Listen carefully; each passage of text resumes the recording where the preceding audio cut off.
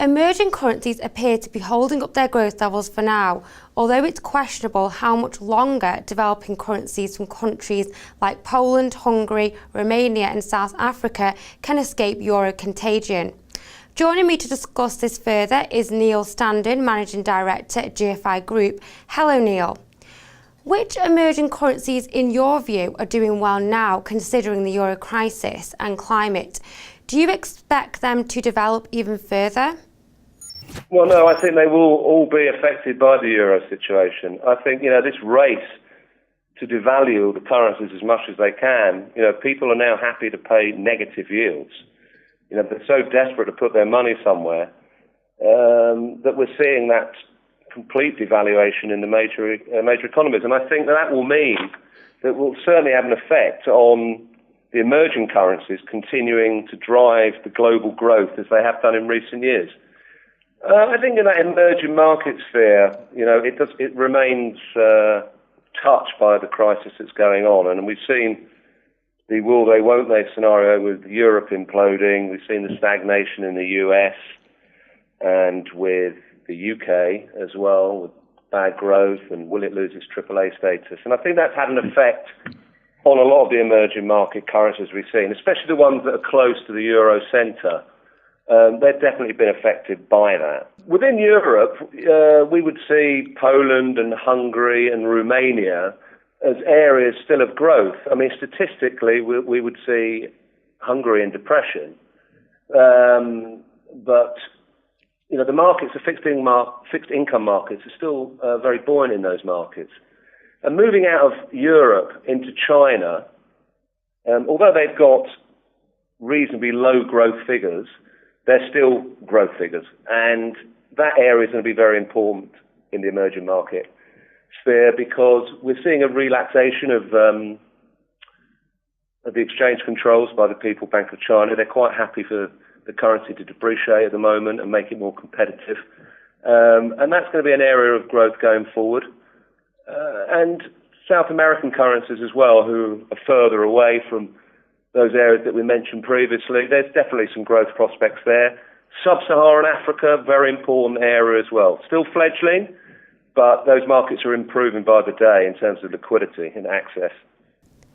And Neil, can you tell me, what do you think are the safe haven currencies which investors and markets rally around more right now?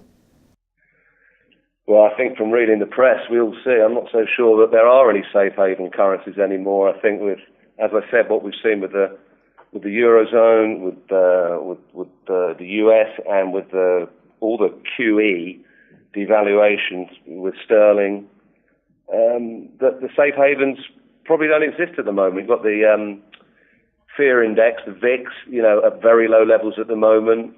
Volatility within the options market is very offered at the moment. It's not a volatile market, so I don't think there's a flight as such to safe havens.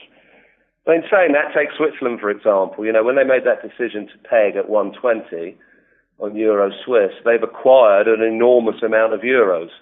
And they have to do something with those euros, and we've seen in the open market that they tend to sell those euros and buy Danish kroner and Australian dollars.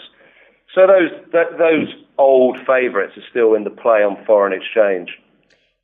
What factors in terms of risk do you think may emerging currencies be subjected to? I think this whole devaluation and stagnation is going to affect anything that's trying to emerge. I just don't think we can disassociate those currencies from the major currencies that we're seeing going through the troubles they've got at the moment. China probably offers the greatest opportunity to avoid that and come out of that and press ahead.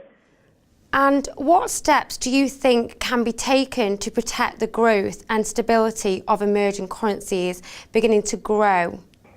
On, say, some of the bigger currencies, I think that we'll see that from internal growth. I think we need to see some trend of growth globally on all the currencies, and I think that devaluation and austerity will only go so far. Clearly, those currencies are going to be affected by what's going on in the world. I think we probably need to understand what's going to happen with quantitative easing, if it's going to carry on, when it's going to stop. We need to understand if the Eurozone is going to break up in an orderly fashion. I think we just need to get some confidence back in the markets for the emerging currencies to feel more confident about their global position. You know, they are growth drivers, but they're not unaffected by what's going on. Thanks for joining me, Nyon. Well, that's all we've got time for right now. Stay tuned to Dukascopy TV for more updates and interviews from the TV team. For now, though, goodbye.